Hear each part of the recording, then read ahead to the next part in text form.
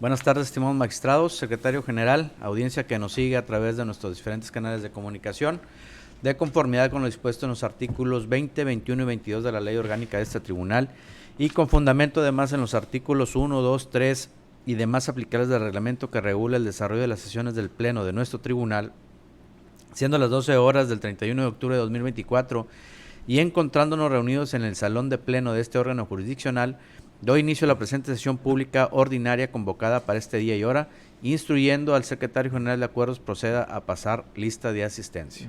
Con su permiso, magistrado presidente, procedo a pasar lista de asistencia a los integrantes del pleno de este órgano jurisdiccional. Magistrado presidente Edgar Uriza Alanís, titular de la primera sala unitaria. Presente. Magistrado Jesús Gerardo Aldape Ballesteros, titular de la segunda sala unitaria. Presente. Magistrado Alejandro Guerra Martínez, titular de la tercera sala unitaria. Presente. Le informo, magistrado presidente, que se encuentran presentes para la celebración de la presente sesión pública ordinaria los 3 magistrados de sala unitaria que integran el pleno de este tribunal. Atento a lo anterior, al existir quórum legal, declaro como válida la presente sesión, así como todos los acuerdos que se tomen en ella, por lo que instruye al secretario general de acuerdos para que dé lectura del orden del día programado para la presente sesión. Sí. El orden del día programado para la presente sesión es el siguiente. Punto número 1, inicio de la sesión. Punto número 2, lista de asistencia. Punto número 3, declaración de quórum legal. Punto número 4, lectura y en su caso aprobación del orden del día. Punto número 5, lectura y en su caso aprobación del acta de sesión pública ordinaria del 25 de octubre de 2024.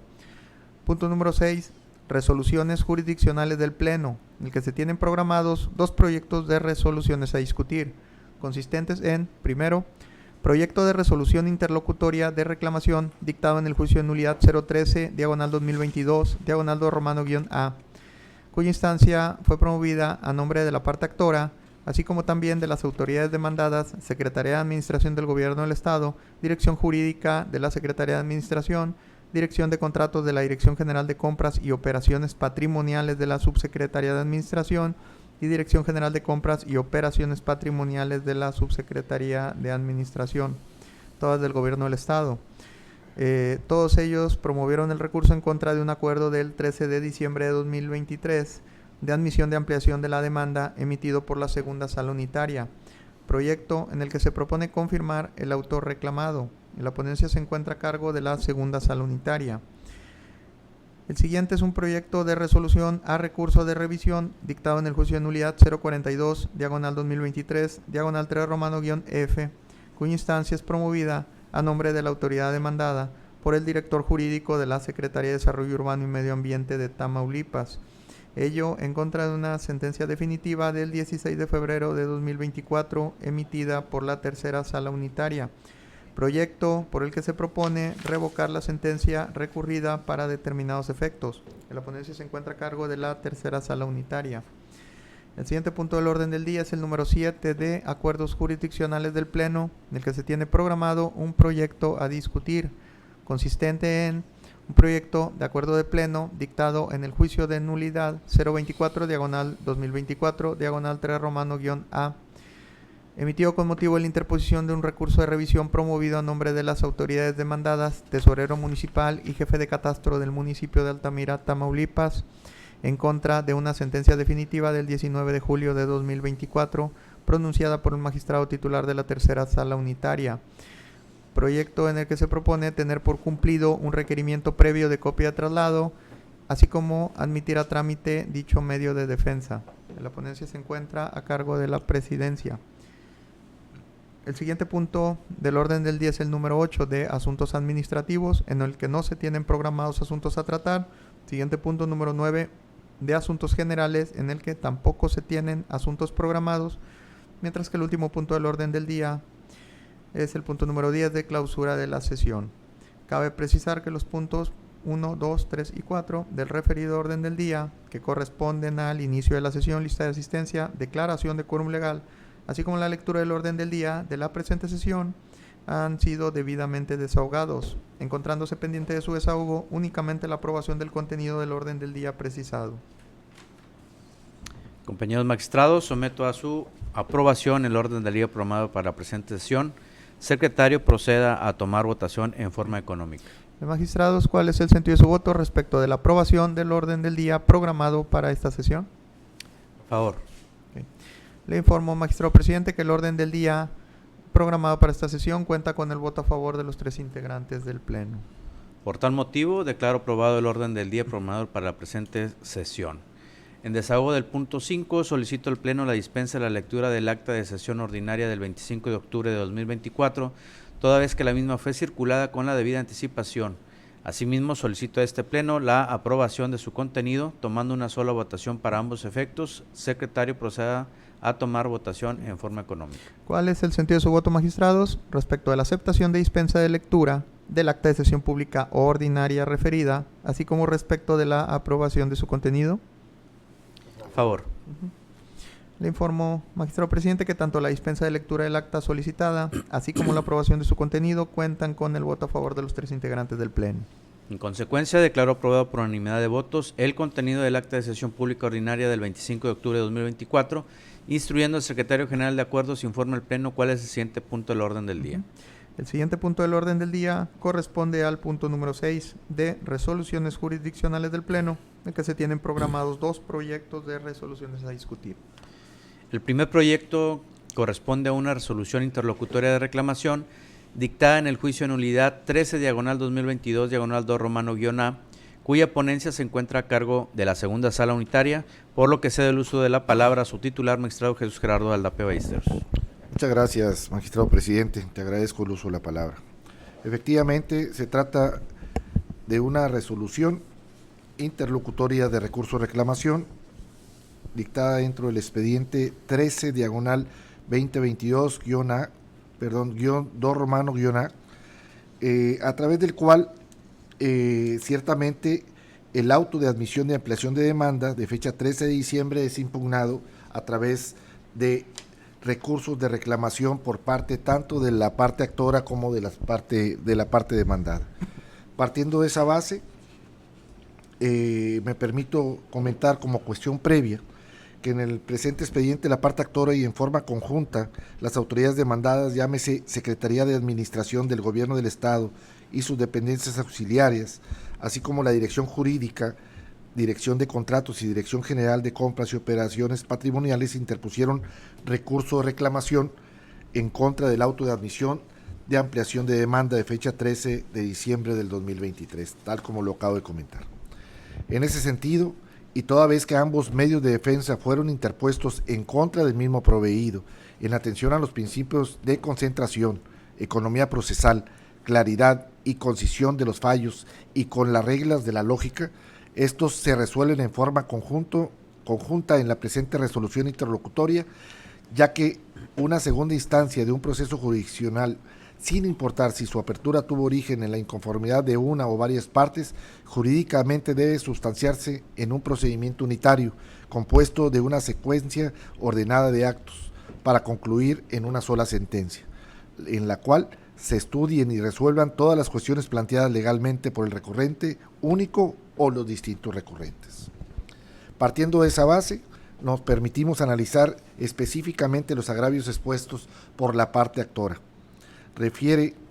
El número 1 refiere que el acuerdo recurrido es ilegal al haberse dictado en contravención a lo previsto por los artículos 52 y 53, tercer párrafo de la Ley del Procedimiento Contencioso Administrativo del Estado de Tamaulipas, y desechar la prueba pericial en materia de informática, ya que sí se relacionó con todos y cada uno de los hechos que dan origen al incumplimiento del contrato. Además, aduce que no existe precepto legal alguno o criterio que determine que la prueba pericial debe señalar exclusivamente un hecho específico, y mucho menos que prohíba el ofrecimiento de una prueba pericial para acreditar diversos hechos, por lo que considera que el acuerdo es ilegal.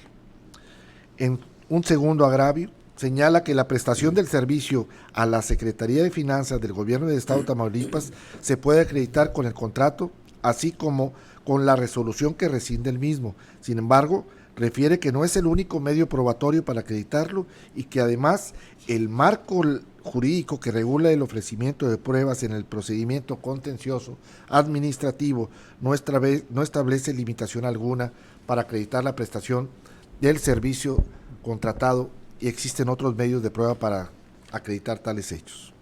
Asimismo, refiere que si bien el pago total se puede acreditar con las facturas, estas no son el único medio probatorio para acreditarlo, pues considera que el marco jurídico que regula el ofrecimiento de pruebas en el procedimiento contencioso no establece limitación alguna. La propuesta para este pleno es la siguiente. Primeramente, los argumentos del actor recurrente señalados en el numeral 1 resultan infundados, ya que no se aprecia que la sala instructora haya desechado en forma indebida la prueba pericial en materia de informática que ofreció la parte actora. Todo es que en pleno uso de la facultad que le otorga el artículo 53, tercer párrafo de la Ley del Procedimiento Contencioso Administrativo que nos rige en el Estado de Tamaulipas, el magistrado instructor procedió a calificar la pertinencia e idoneidad de la prueba, advirtiendo que ésta no se encuentra relacionada con algún punto controvertido en específico de su demanda y que además no resulta ser la idónea para acreditar un hecho que ya está aprobado y sobre el cual no se suscitó controversia, como lo es la prestación del servicio. Lo anterior, tomando en cuenta que el tribunal goza de la más amplia libertad para hacer el análisis de las pruebas rendidas, para determinar el valor de las mismas. Además, cuenta con la facultad de analizar si las pruebas ofrecidas por las partes no solo están relacionadas con la cuestión o hecho a demostrar, sino que también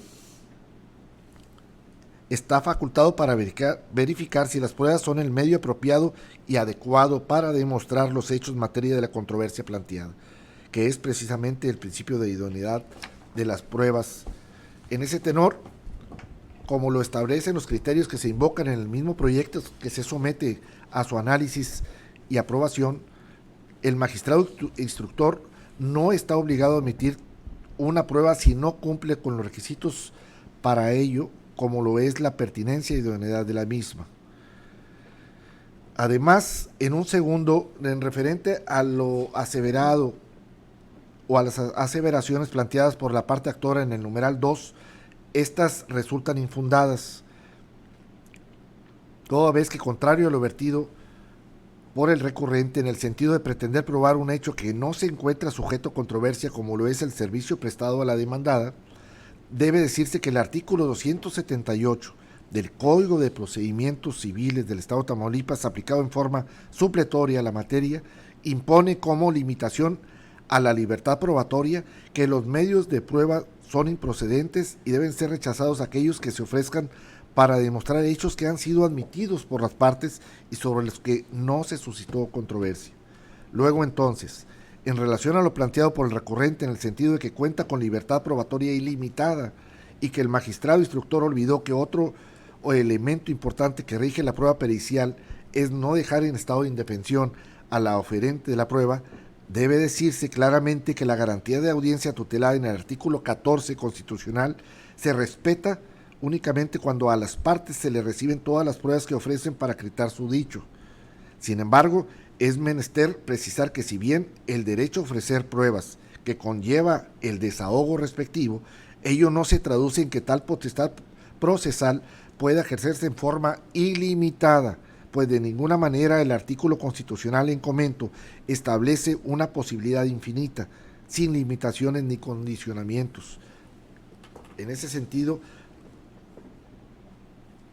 es lógico y natural que en aras de un adecuado equilibrio procesal y de acuerdo a los principios que establece los requisitos para la admisión y o recepción de pruebas, por lo que las formalidades esenciales del procedimiento plasmadas en el precepto constitucional antes referido no se traducen, insisto, en una posibilidad abierta e infinita de probar, sino en una serie de reglas que permiten a las partes probar los hechos constitutivos de su pretensión o de sus excepciones y defensas, dentro de un justo equilibrio que por un lado no dejen en estado de indefensión a las partes y por otro aseguren una resolución pronta y expedita de la controversia. Hasta ahí es parte de lo manifestado en el recurso de reclamación promovido por la parte actora. Voy a proseguir comentando los agravios expuestos en el recurso de reclamación de las autoridades demandadas. En el número 1 refieren que le causa un agravio la admisión de la ampliación de demanda promovido por parte del apoderado legal de la empresa actora, quien compareció con la finalidad de desahogar la vista contenida en el acuerdo del 23 de junio del 2022 en relación con los argumentos realizados por las partes demandadas en sus escritos de contestación de demanda. Lo anterior, al considerar que dicha comparecencia no fue con el interés de promover una ampliación de demanda dentro del término legal establecido en el artículo 25 de la Ley del Procedimiento Contencioso que nos rige en el Estado de Tamaulipas. Por lo que se refiere, la sala instructora no debió suplir la deficiencia de la actora, toda vez que se le deja en un estado de indefensión. En el segundo argumento aduce que le causa agravio el acuerdo de admisión de la ampliación de demanda, tomando en cuenta que la sala instructora determinó tener las manifestaciones vertidas por el representante como ampliación de demanda, considerando que en la especie se cae en una duplicidad al admitirse también la ampliación de demanda que hace otro representante legal, lo cual estima ilegal al suplir la deficiencia a la parte actora. Asimismo, refiere que la sala instructora hace referencia en el acuerdo recurrido que se admitió una ampliación de demanda, el escrito signado por Raúl Flores Morán. Sin embargo, señala que dicho escrito lo suscribe persona de nombre Raúl Flores Martínez, quien de acuerdo a los apellidos es persona distinta a quien la sala instructora señala, lo que a juicio de los recurrentes los deja en un estado de indefensión. La propuesta para este pleno es la siguiente: determinar que los argumentos planteados por las autoridades demandadas recurrentes en el numeral 1 resultan infundados e insuficientes para revocar el auto recurrido, en base a las siguientes consideraciones. Toda vez que no se considera que la sala instructora haya incurrido en ilegalidad al admitir el escrito denominado desahogo de vista de la parte actora como ampliación de demanda, ya que este fue presentado cuando se encontraba transcurriendo el plazo para que ampliara su demanda, por lo que válidamente, como ya se ha expuesto, se encontraba en posibilidad de presentar los escritos que considerara, pues la ley de la materia no es limitativa en ese sentido. Además, la determinación de la sala instructora al tener el escrito de desahogo de vista de la parte actora como una ampliación de demanda no se estima ilegal, pues si bien es cierto, dicha acuo señaló que aunque no manifestara que era una ampliación de demanda y que no se había concedido plazo legal para un desahogo de vista con la finalidad de no dejar en estado de indefensión y respetando en todo momento el acceso a la justicia de la parte actora, tuvo dicho desahogo de vista como ampliación de demanda, ordenando correr traslado con el mismo a las autoridades demandadas para que manifestaran lo que a su derecho conviniera, pues mediante la contestación a la ampliación de demanda, es decir, se respetó en todo momento su derecho de contradicción. En el segundo argumento, en referente al segundo argumento, propongo a este pleno declararlos infundados los argumentos que vierte la autoridad demandada recurrente en el numeral 2, en primer término porque se dijo al atender el agravio anterior que no existe duplicidad de escritos de ampliación de demanda, ya que este fue presentado cuando se encontraba en el plazo legal establecido para que ampliara su demanda, por lo que válidamente, como ya se expuso, se encontraba en posibilidad de presentar los escritos que considerara, pues la ley de la materia, insisto, no es limitativa. Por otra parte, respecto a que la sala instructora admitió a trámite el escrito de ampliación de demanda signado por una persona de nombre Raúl Flores Morán, señalando que quienes lo suscriben es una persona diversa como lo es el C. Raúl Flores Martínez. Dicho argumento resulta inoperante e insuficiente para revocar el auto recurrido. Lo anterior es así toda vez que del análisis de ampliación de demanda se aprecia que efectivamente se encuentra asignado por Raúl Flores Martínez, quien tiene reconocida la personalidad con la que se ostenta, es decir, como apoderado legal de la persona moral denominada Albegir Company SDRL de CB, mediante el testimonio de instrumento notarial que obra dentro del expediente a fojas 107 a 113, a través del cual se desprende que se le otorgó poder general para pleitos y cobranzas. Ahora bien, en el entendido que el apoderado cuenta con personalidad en el presente juicio y es quien suscribe el escrito de ampliación de demanda. Al respecto debe decirse que en el caso que nos mantiene ocupados es evidente que la sala instructora incurrió en una imprecisión involuntaria al asentar un apellido diferente al de Martínez, que es el correcto.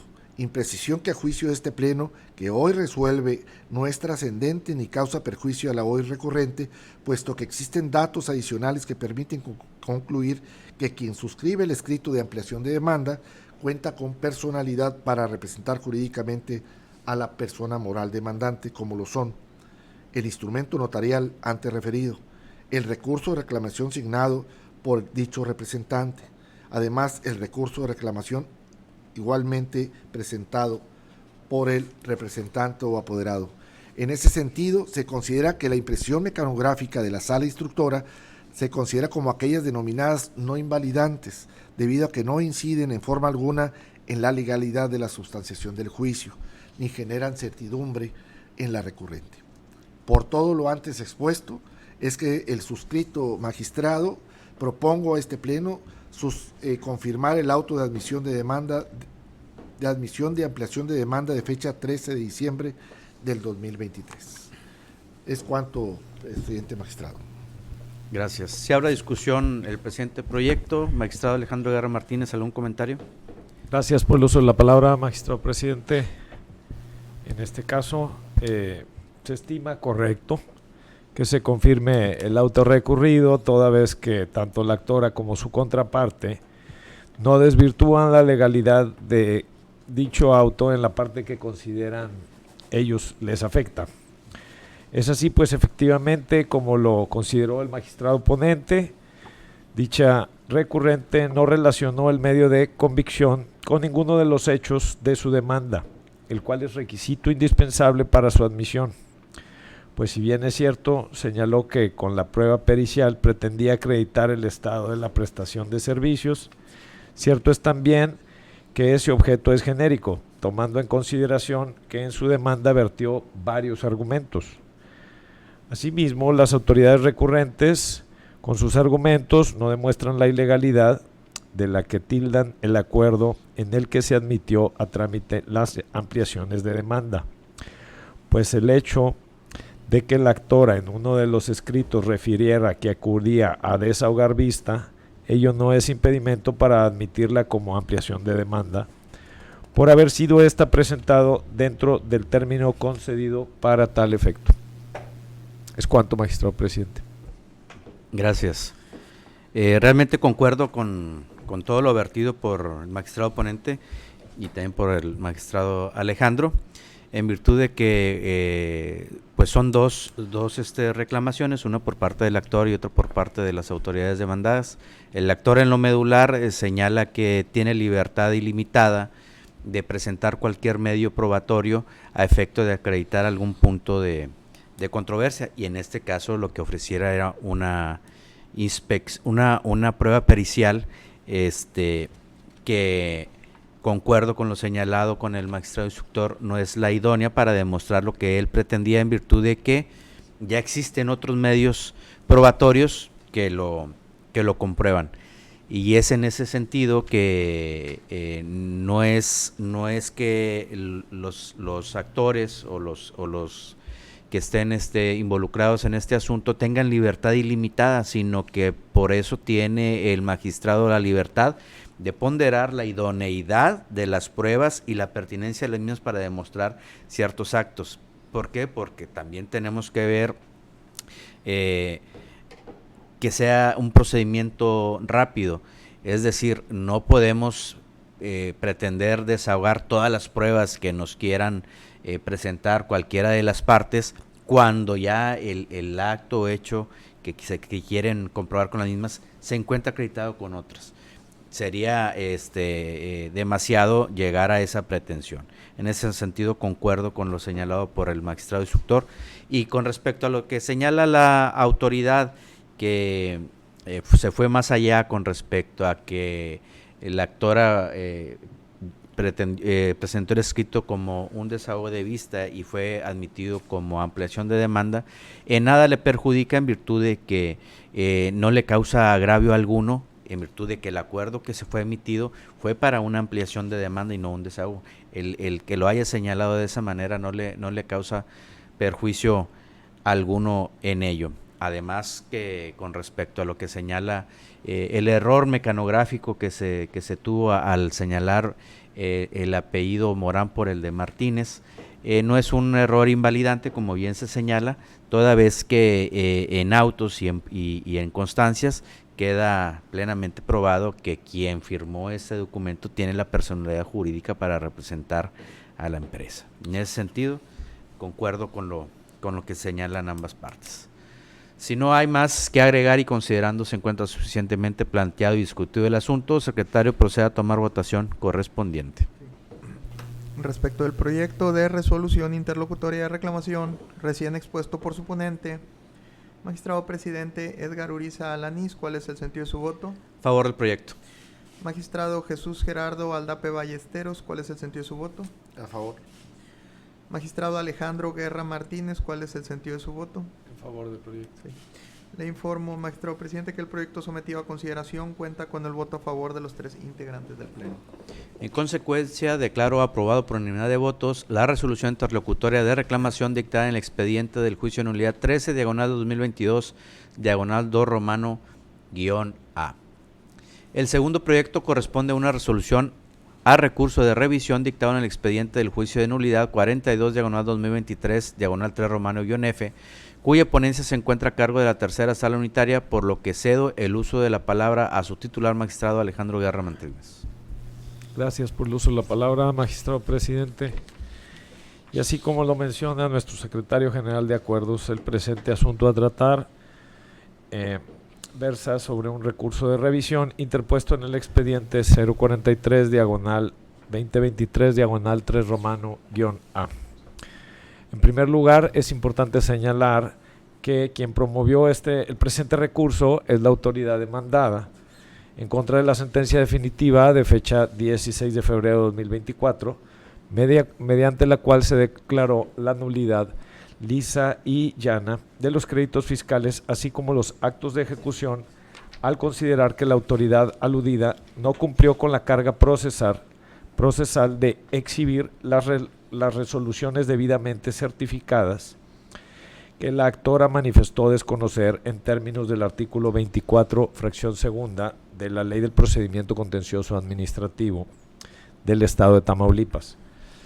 Inconforme con dicha determinación, la recurrente señala en este caso, en una parte de sus agravios, que la certificación realizada sí cumple con los requisitos establecidos en el artículo 410 del Código de Procedimientos Civiles, pues fue emitida por una persona facultada para ello, quien de su puño y letra firmó la certificación. Además, porque contrario a lo determinado en la sentencia recurrida, sí señaló el lugar en que fueron obtenidas las copias, pues al calce de cada hoja de las certificaciones se lee textualmente el domicilio. Al respecto, se propone a este honorable pleno considerar dicho agravio como fundado y suficiente para revocar la sentencia recurrida, toda vez que efectivamente se advierte que la certificación sí reúne los requisitos establecidos en el artículo 410 aludido, pues se advierte que las mismas fueron emitidas por funcionario público en el ejercicio de sus funciones, las circunstancias en las que fueron tomadas y sobre todo se acredita el lugar en donde fueron tomadas, por lo que es claro que la autoridad recurrente sí acompañó copias debidamente certificadas y por ende merecen en este caso un valor probatorio. En este sentido, al resultar fundado el argumento vertido, se propone a este honorable pleno revocar la sentencia recurrida para el efecto de que se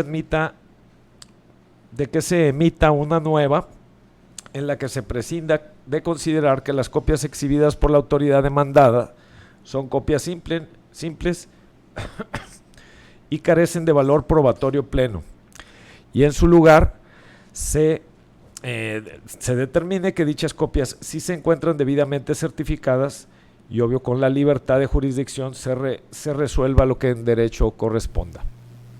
Es cuanto, magistrado presidente. Se abre a discusión el presente proyecto. Magistrado Jesús Gerardo Aldapa Vístoro, ¿algún comentario? Básicamente, magistrado presidente, que coincido con el razonamiento del magistrado ponente en relación con las siguientes consideraciones. Como se sostiene en el proyecto sometido a estudio, se estiman fundados los argumentos de la autoridad recurrente en el agravio primero, ya que contrario a lo determinado por la sala de conocimiento, la autoridad demandada sí cumplió con la carga procesal de exhibir la resolución impugnada y sus constancias de notificación y se le debió haber otorgado el valor probatorio pleno y no indiciario, pues en relación al desconocimiento de las mismas expresado por la parte actora. Lo anterior es así, ya que la certificación sí se señaló el domicilio del cual reside el funcionario emisor, además de que éste sí cumple con los requisitos de certificación contemplados en el artículo 410 del Código de Procedimientos Civiles del Estado de Tamaulipas. En ese sentido, coincido en que lo conveniente en este caso es revocar la sentencia recurrida para efecto de que se emita una nueva, donde se le otorgue el valor probatorio pleno a las copias certificadas aportadas por la autoridad recurrente al momento de dar la contestación y no solo del valor indiciario. Es cuanto, magistrado presidente. Gracias, magistrado. Creo que abordaron bien el tema y si no hay más que agregar y considerando se encuentra suficientemente planteado y discutido el asunto, secretario procede a tomar la votación correspondiente. Sí.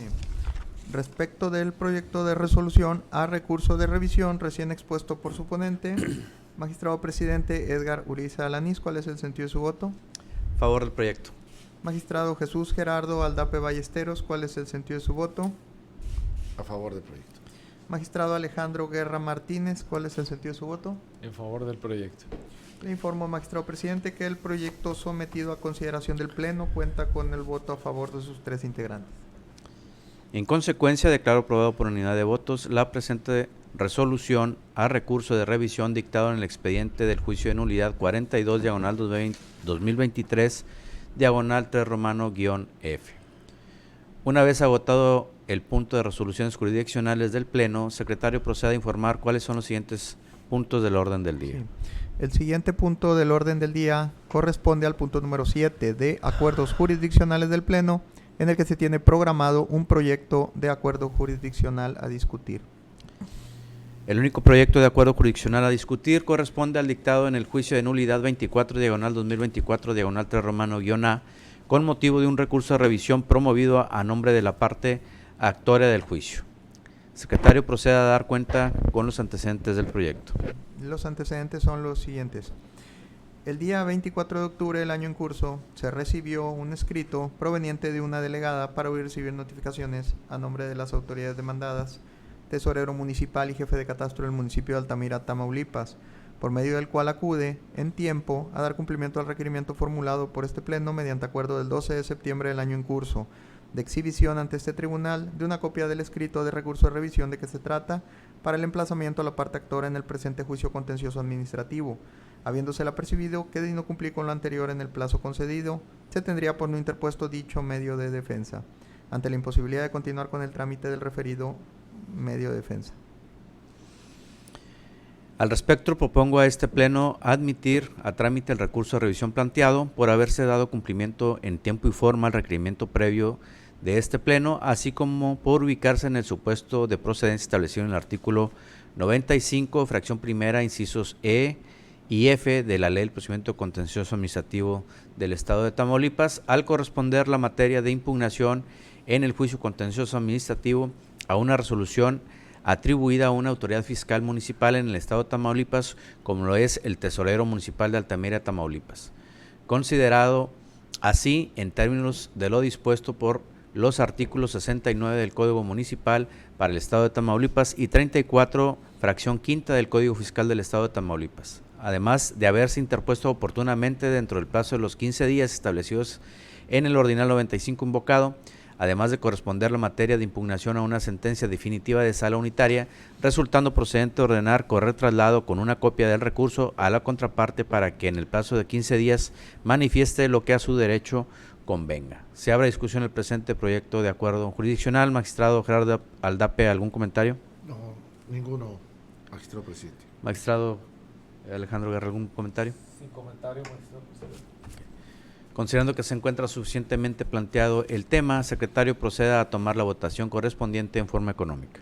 Sí. ¿Cuál es el sentido de su voto, magistrados, respecto del proyecto de acuerdo jurisdiccional recién expuesto, propuesto por la presidencia? Favor. Por favor.